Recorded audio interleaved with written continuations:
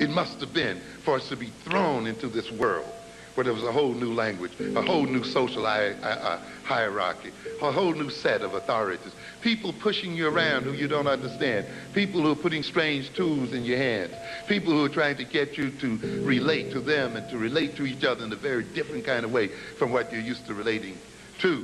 Think about the stress and the confusion, and think about the abuse. Think about the horror of that situation our parents and great-grandparents were put in. And there was somebody that said then, if you pray to this God, if you talk this way, if you dress this way, if you relate this way, you'll get a greater sense of security. Your anxiety will be reduced. You will feel good, and you'll be able to withstand the pain of your existence. And the God then that I'm going to hand you is one that I have created for you.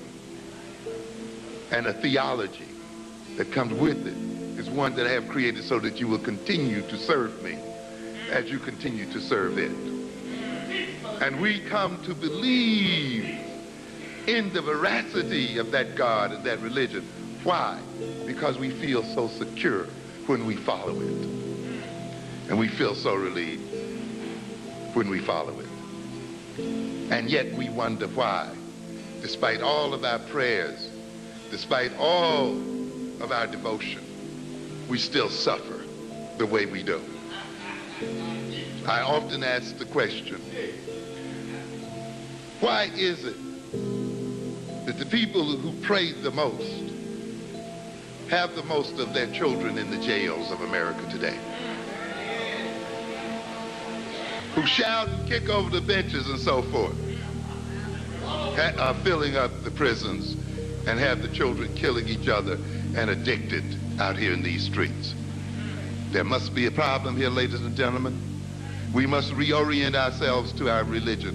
We must reorient ourselves to our gods, because apparently we don't have the appropriate orientation.